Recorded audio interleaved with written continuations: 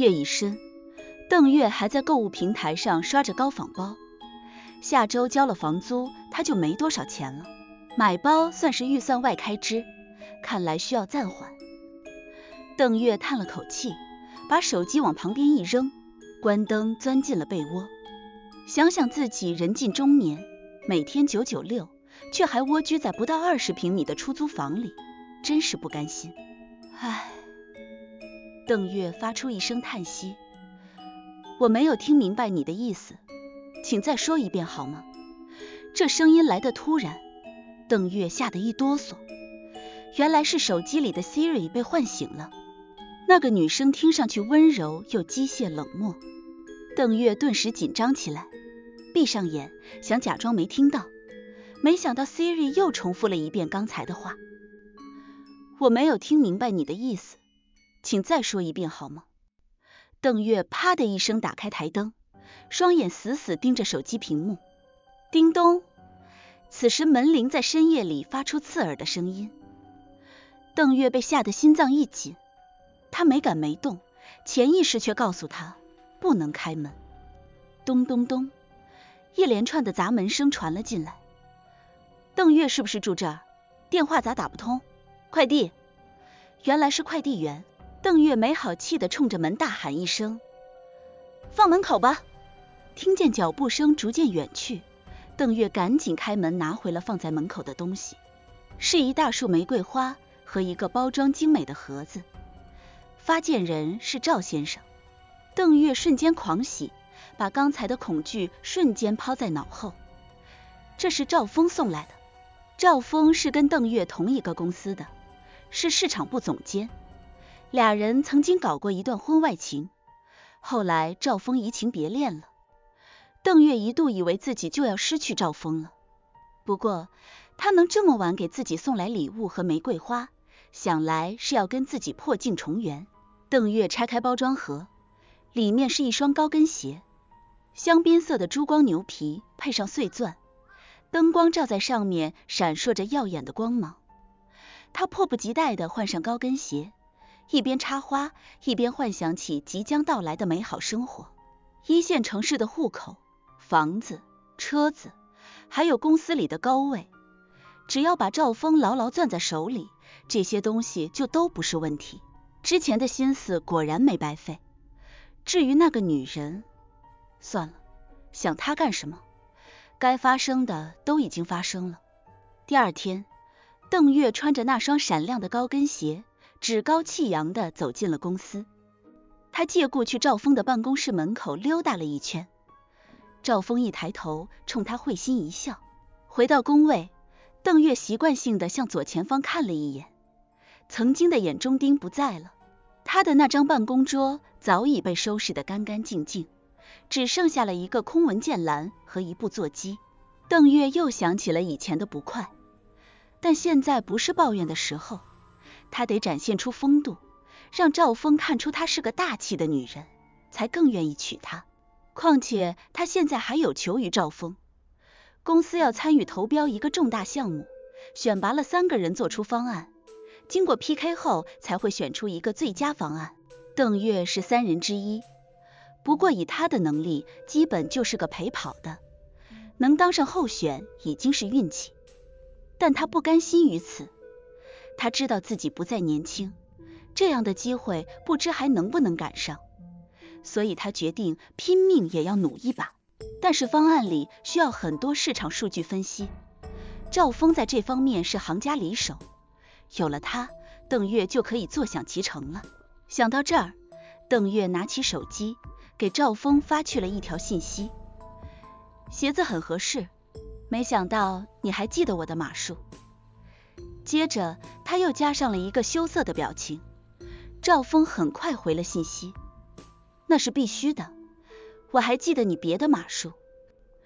邓月一笑，顺势提出了他的要求。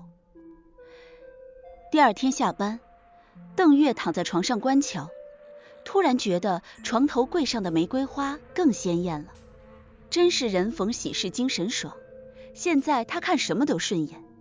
明天就要跟另外2个人 PK 方案了，他心里紧张又激动。有了赵峰的支持，再加上自己优秀的口才，邓月相信自己稳赢，一旦拿下，随之而来的就是升职加薪。到那时，他就可以扬眉吐气了。困意袭来，邓月闭上眼。我没有听明白你的意思，请再说一遍好吗？冰冷机械的女声再次响起。Siri 又被唤醒了。邓月马上清醒过来，他确信自己没有发出任何声音。再一看时间，11点54分，那个情景又浮现在了眼前。求救声、哭喊声、奔跑声、心跳声。我没有听明白你的意思，请再说一遍好吗？又来了。邓月冲着手机大喊：你闭嘴，我没对你说话。哼！一个轻蔑的声音传来。邓月慌了，厉声问道：你到底是谁？ Siri 沉默了，几分钟没有发声。这时邓月想起来一件更重要的事，他壮了壮胆，对着手机说：我明天能成功吗？手机一亮，那个一板一眼的女生又出现了。既然你这么渴望成功，明天一定能赢。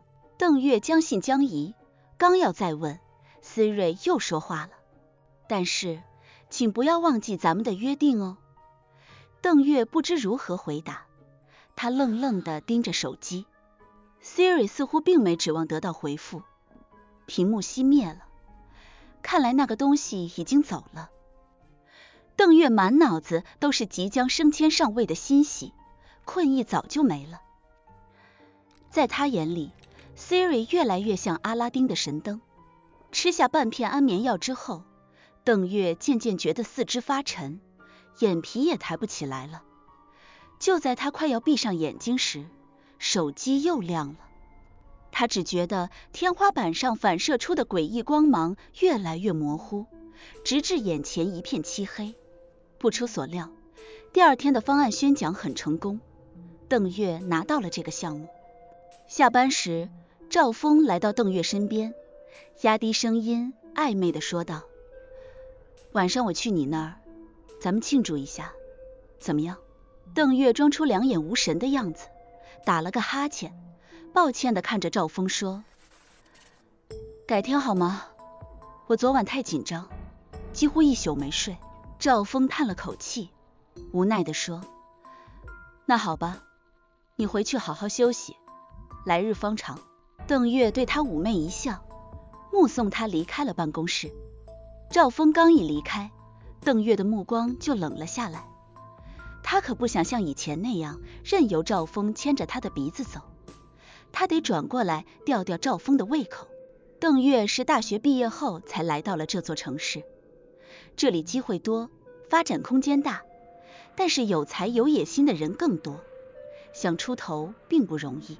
更何况邓月的能力平平，没有任何过人之处。眼见着年近30，他却还住在狭小的出租房里。回老家？休想！这么狼狈的回去，别人会怎么看？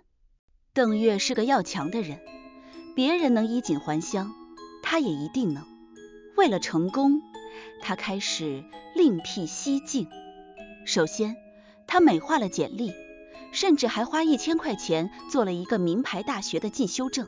然后他开始改造自己，他下血本给自己办了健身卡，还请了私教。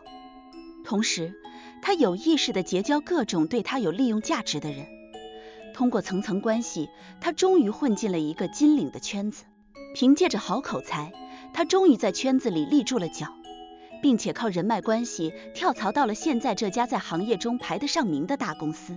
邓月长相一般，但经过锻炼，身材保持得很好，经常引起同事们的夸赞。有一次在部门联谊会上，邓月认识了市场总监赵峰，一来二去，两人熟了，关系逐渐暧昧起来。赵峰是有家室的，但是他总在邓月面前抱怨，说老婆是个没见识的家庭妇女，两个人根本没有共同语言。他老婆不出来工作，还大把花钱，让他的压力很大。要是他老婆能像邓月这样有事业心就好了。这话把邓月说得极度舒适，但是她毕竟不是20岁的小姑娘了，不是几句漂亮话就能打动的。赵峰也深知她想要什么，于是开始明里暗里的暗示自己在公司有背景有地位，大有爷不需要靠山，爷就是靠山的架势。就这样，邓月心甘情愿地做起了赵峰的小三。赵峰压根儿没想认真，就是想玩玩婚外情。但是邓月可没这么简单，他想在这座城市里落下户口，想有安定的家，可单凭他自己的能力，这个目标很难达到。如今赵峰的出现让他看到了希望。跟赵峰在一起的时间一长，邓月的野心显露了出来。他开始规划两个人在一起的生活，甚至买什么车，怎样装修房子都想好了。赵峰先开始是回避，再是避而不谈，可是邓月却越来越认真，也越来越心急，不断逼问赵峰什么时候能离婚，什么时候能帮他升职。赵峰开始厌恶邓月，找各种借口躲着不见他。邓月这时才明白自己被赵峰耍了，他跟赵峰大吵一架，威胁说要把他的所作所为全部告诉他老婆，还要把他背着公司干的那些勾当都报告给大老板。没想到赵峰根本不把他的话当回事儿，你愿意告就去告，别忘了我干的那些事也有你的功劳。至于我老婆，大不了我道个歉，她不会跟我离婚，离了婚孩子就没有爸爸了。邓月一下子瘪了。与此同时，他们的关系在公司传开了。以前关系要好的同事对邓月爱搭不理，看他的眼神都变了。但是没过多久，赵峰真的离婚了。他请了几天假，听说是忙着搬家。邓月禁不住又幻想起来，难道他是因为我离婚？再来上班时，赵峰明显憔悴了很多，但是对邓月的态度却温和了，就像他们刚认识时那样。现在他们之间已经没有障碍了，按理说赵峰该来求婚了吧，可他并没有。然而就在邓月心灰意冷的时候，赵峰却又能马上给他一些希望，比如一个关切的眼神，一个暧昧的小动作。每到这时，邓月就觉得他们还有戏，只不过赵峰觉得还不是公开的时候。这让邓月觉得或许是离婚让赵峰身心疲惫，他需要时间缓缓。就在赵峰云里雾里让邓月不知所措的时候，办公室里新来了一个女同事，名叫李晶晶。李晶晶岁数并不小，但是看上去却显得比邓月年轻好几岁。不光年轻，长得还漂亮，身材好，全身上下都是名牌货，为人处事也极其老道。在邓月的眼里，李晶晶就是一个出身优越、家教又好的白富美。她为什么会这么想？因为李晶晶对她特别好。自从邓月和赵峰的事情在公司传开之后，邓月就被孤立了。也许是李晶晶不知道以前的事，所以她很愿意和邓月接近，不但会拉着她聊天，下了班还会约她逛街吃饭。李晶晶出手大方，不但主动买单，还经常送给邓月一些小礼物。她得知邓月还租住在郊区的单身公寓时，主动提出要帮她找一套更舒适的房子。邓月时常有种感觉，这不就是女孩们理想中的好闺蜜吗？在自己最落魄、被孤立的时候，只有她护着你，跟你站在一起，做什么都要在一起。谁知李晶晶并非如此。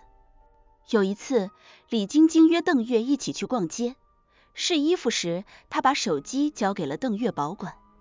邓月拿过手机，眼睛一瞥，看到李晶晶的手机没有锁屏，一股偷窥欲从心底冒了出来。也许是李晶晶的人设在她眼里太完美了，她的生活太让人羡慕了。邓月对她产生了一种偷窥的欲望，于是李晶晶刚刚锁上试衣间的门，邓月就打开了她的微信。信息列表中一个名字吸引了邓月的注意，赵峰。这个名字让邓月心跳加速。李晶晶刚来公司没多久，跟赵峰根本没有过交集，怎么会有他的微信？打开一看，邓月惊呆了。字里行间两个人透着亲密，而且最让邓月受打击的是，赵峰离婚居然是为了李晶晶。李晶晶还问到公司关于他和邓月的传言是不是真的，赵峰居然说那都是邓月的一厢情愿，他才看不上这种没品位的女人呢。谁知李晶晶还附和他说，我也早就看他不顺眼，料你也不会看上那种乡巴佬，要不是你让我稳住他，我才不会搭理他呢。这贱人竟敢横刀夺爱。邓月的第一个想法就是骗他把门打开，趁他衣不蔽体时把他揪出来，当着商场里的人的面疯狂暴揍他一顿。在试衣间门口，他站住了。冲动是魔鬼，就算马上把李晶晶报复一顿，让他在大庭广众之下出了丑，然后怎么办？公司里的人迟早会知道这事，自己还怎么在公司里混？不行，这贱人想拿走本该属于自己的东西，打他一顿就太便宜他了，得想个别的办法报复他，还得报复爽了。从那天开始，邓月开始寻找报复的机会，直到有一天，这个机会终于来了。一个周末的下午，邓月在公司加班，突然他听到哼的一声，邓月扭头一看，偌大的办公室里只有他一个人。可他不会听错，明明就是一个人的声音，还是个女人。他有点害怕，在办公室里走了一圈，桌子下面也都看了，确实没人。他又到楼道看了看，也没人。我没有听明白你的意思，请再说一遍好吗？手机里的 Siri 不知什么时候启动了。邓月拿起手机，刚要从 Siri 退出去，谁知他又说话了，还是那个一板一眼的女生，但说的内容却让邓月浑身一颤。你不就是嫉妒李晶晶吗？让我来给你一个机会，要不是考虑到修手机又要花不少钱，邓月一定会把手机扔出去。这个东西居然会读心术，难道这是手机的新功能？没听说过啊。邓月把手机放在一边，上网搜了搜 Siri 的介绍，没人遇到过这种情况。难道是手机中毒了？不可能，苹果手机不会中毒，可能是自己太累了，出现了幻觉。他关闭了手机，没想到手机竟然自动开机了。就在邓月不知所措时， Siri 又说话了，你不需要知道我是谁，我知道你有难处，请问你需不需要我的帮助？手机真的通灵了。邓月吓坏了，周围一个人也没有，万一从手机里钻出个什么玩意儿来，可没人来救他。他哆嗦着又强制关机，一把把它扔在了旁边的桌子上。1个小时过去了，邓月还在盯着手机，连姿势都没变。这期间，他脑子里飞速闪过各种念头。他确信自己没有出现幻觉，是遇到了诡异的事儿。一股欲望猛地涌现出来，他拿定主意，决定试一试。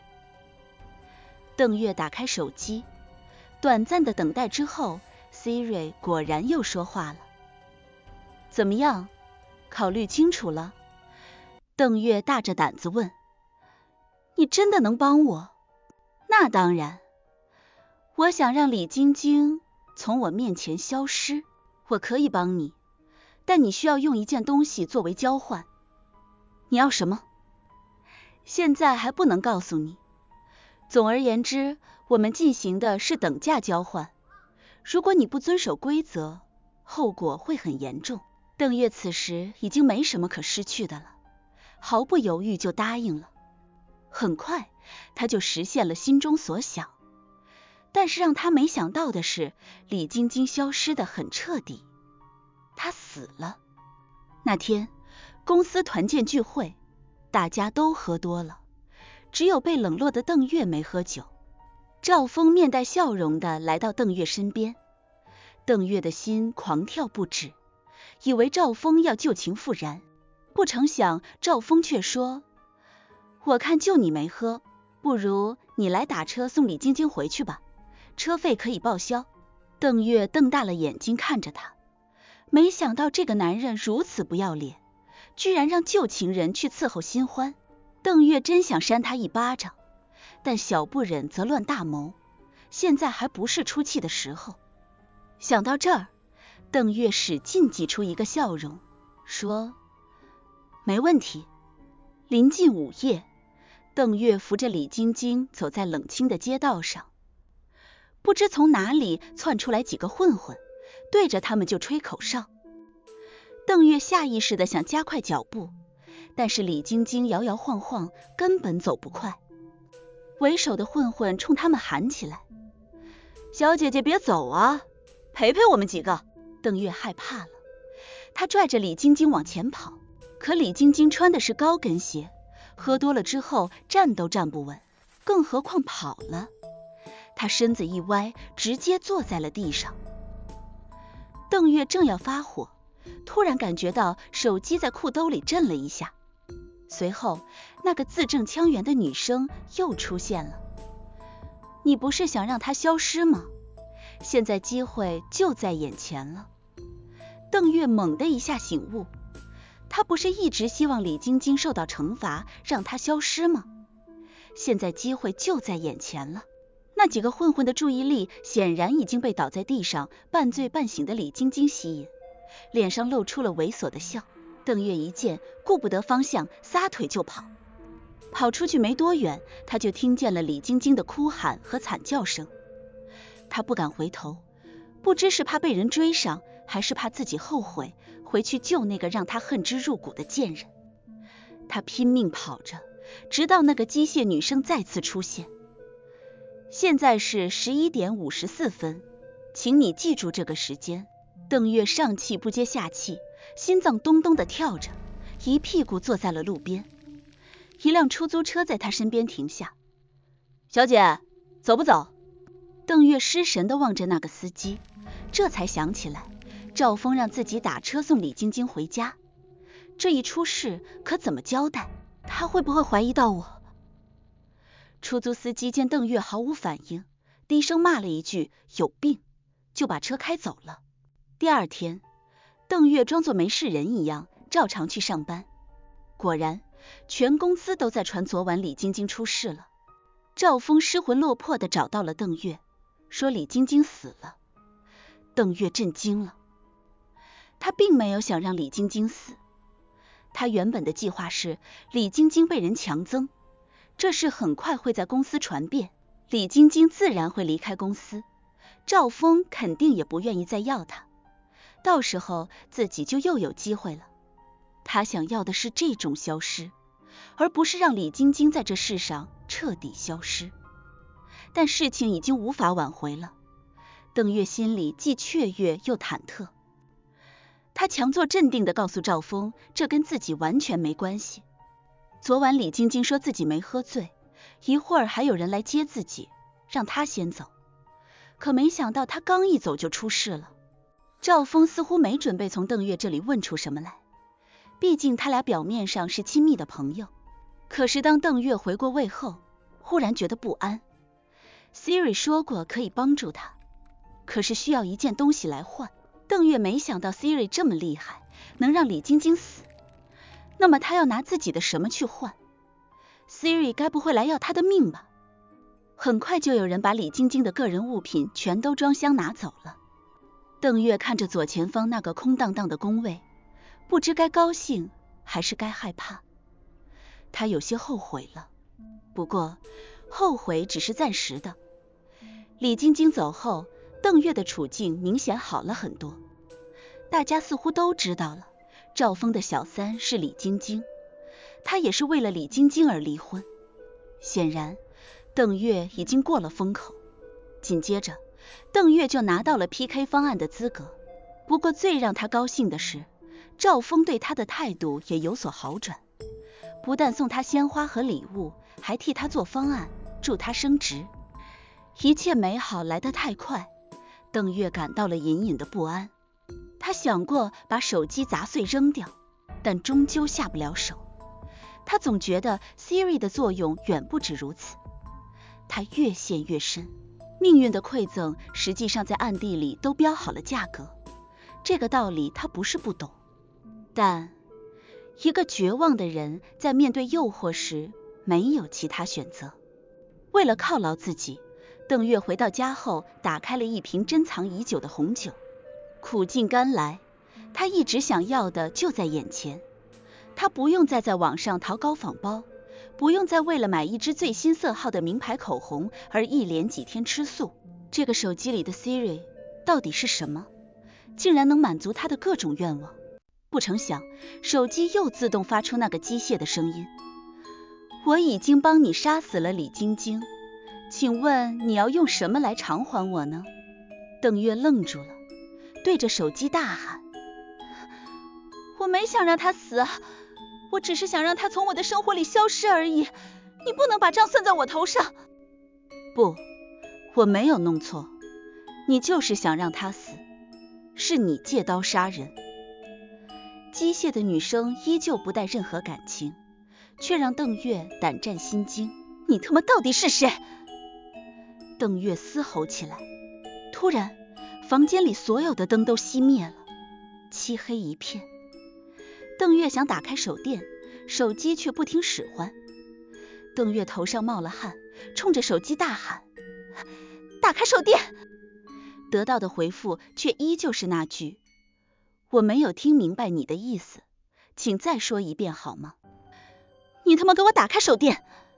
手机没有任何回应，另一个声音却从他身后传来：你为什么扔下我不管，自己跑了？这个声音他再熟悉不过了，他不是死了吗？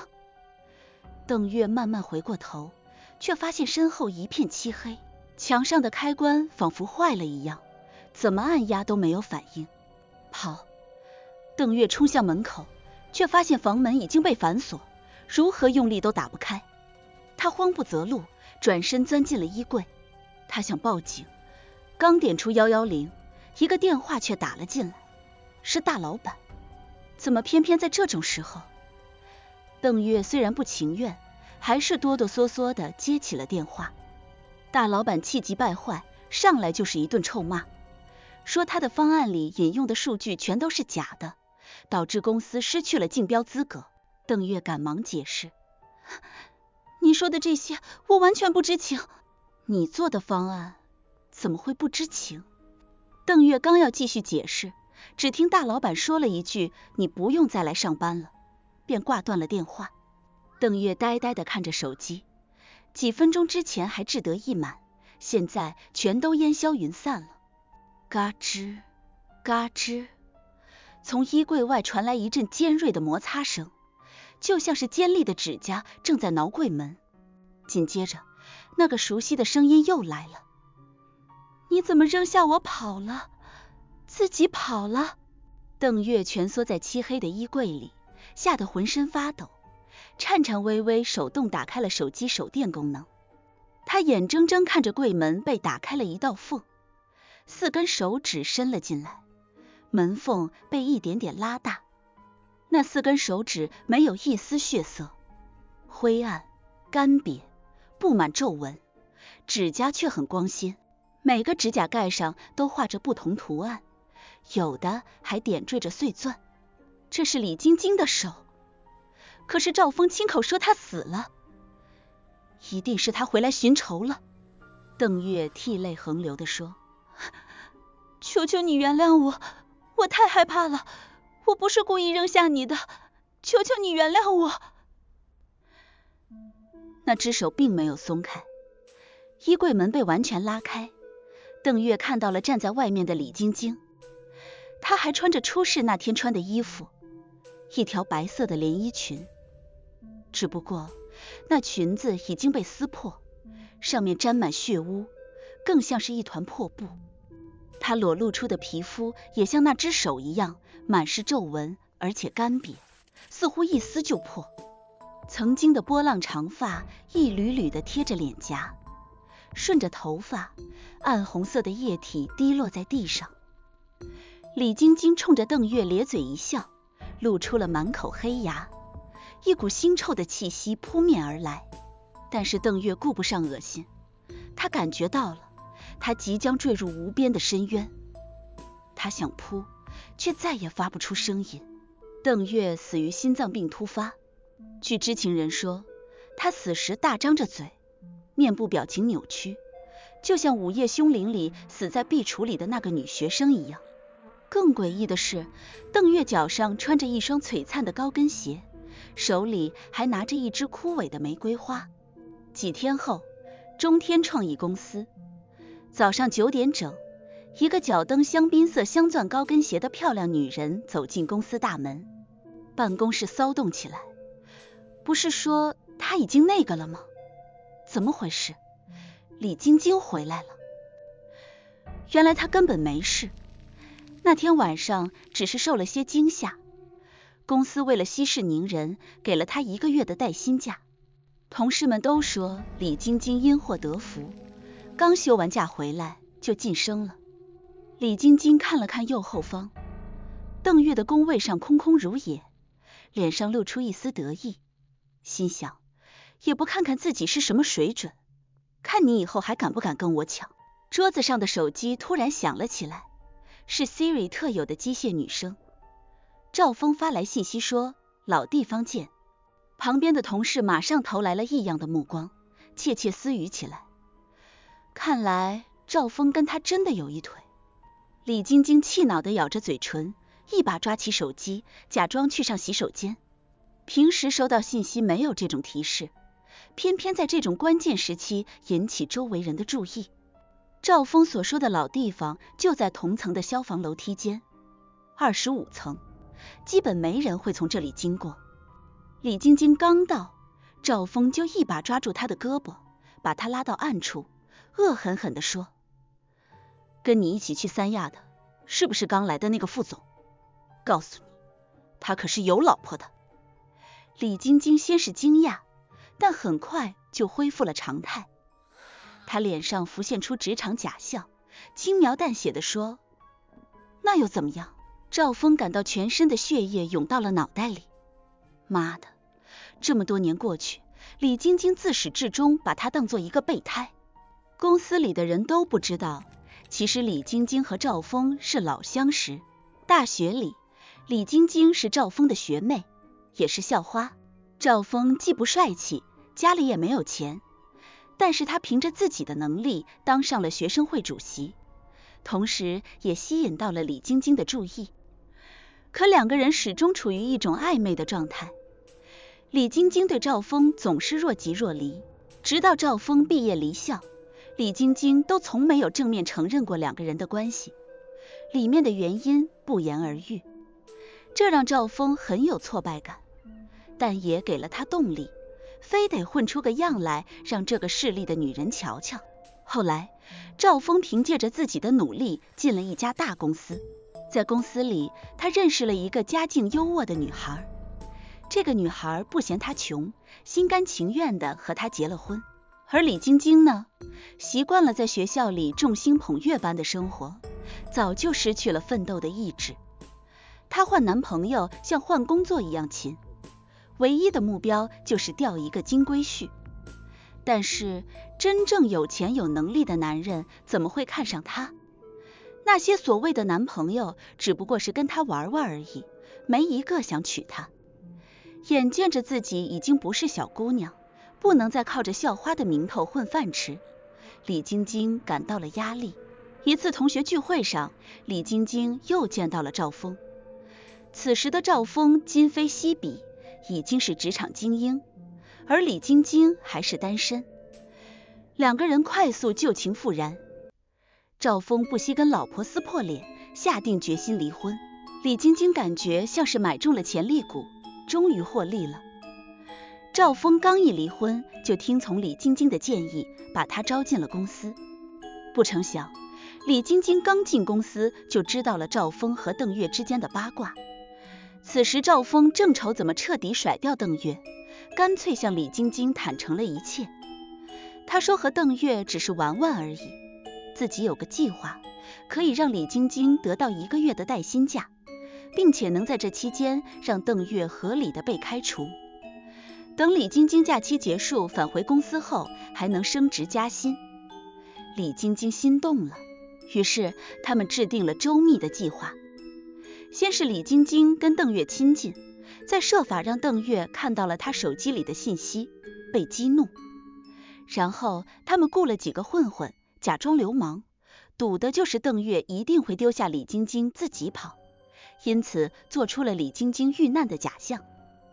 紧接着邓月被通知李晶晶死了。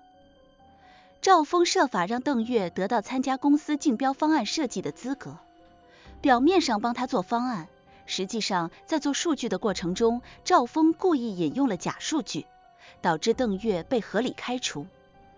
俩人各取所需，各怀鬼胎，最终达成一致。楼梯间里，赵峰还在气头上。机关算尽后，李晶晶竟然跟别的男人一起出去度假了。他需要一个圆满的解释，可李晶晶却像是故意气他，就是不做正面回复。正在这时，李晶晶接到了人事的电话，让他赶紧回工位，说早上有人发现邓月死了，警察来公司做调查，要和李晶晶谈一谈。为什么要找我？李晶晶不耐烦地先质问起警察。两位刑警倒是很客气，说我们在邓月的手机录音里听到了你的名字。邓月在死前似乎在求饶，求一个叫李晶晶的人不要杀他，还求他原谅。我们觉得那个李晶晶应该是你。李晶晶翻了翻眼睛，说我休了1个月的假，昨晚刚从三亚回来，你们不信可以去航空公司查。对了，邓月是哪天死的？一个刑警看了他一眼，说这个不方便回答你。那他是怎么死的？无可奉告。虽然没有直接证据证明李晶晶杀了邓月，但邓月死得蹊跷。警察在调查过程中逐渐摸清了邓月、赵峰、李晶晶之间的三角婚外情的关系，似乎李晶晶有充分的理由因情杀人。就这样，李晶晶隔3差5就被警方叫走，再加上不知道是谁传的，新来的副总跟李晶晶搞起了婚外情，大老板认为他严重影响了公司的形象，将他开除了。没过几天，有人在一家酒吧的后街发现了李晶晶的尸体，死因是醉酒后被强奸致死。警方初步判断死亡时间为11点54分。消息传到公司，让人们唏嘘不已。原以为他那个了，结果他还真那个了。邓月和李晶晶都消失了。李晶晶被欲望冲昏了头，她从未想过，如果赵峰想要除掉邓月，干嘛要让自己假死？直接设局让邓月被开除了不就行了吗？因为他根本没想到，赵峰压根就没想过跟他在一起。同学聚会，与李晶晶再度相遇的当晚，赵峰在家里偷偷跟手机对话，手机里发出的女人声音一板一眼。你真的想这么干？这是要付出代价的。赵峰咬着牙说，他们一个想拿着把柄要挟我，被我老婆发现后跟我离婚，一个在大学里一直骗我，利用我，拿我当备胎。赵峰如愿以偿，2个女人都消失了。夜晚，赵峰把车开到了一个导航上也显示不出来的地方，在一条臭水沟旁边，赵峰狠狠抽了一口烟，扔在地上踩灭。他把手机放在一块石头上，又捡起一块石头，狠狠地向手机砸了下去，直到砸了个粉碎，他才把手机的残骸扔进了河里，然后转身上车离开。一辆超载的渣土车忽然从黑暗中冒了出来，对着赵峰的车冲了上去。尸体碎裂的手表上，时间定格在11点54分。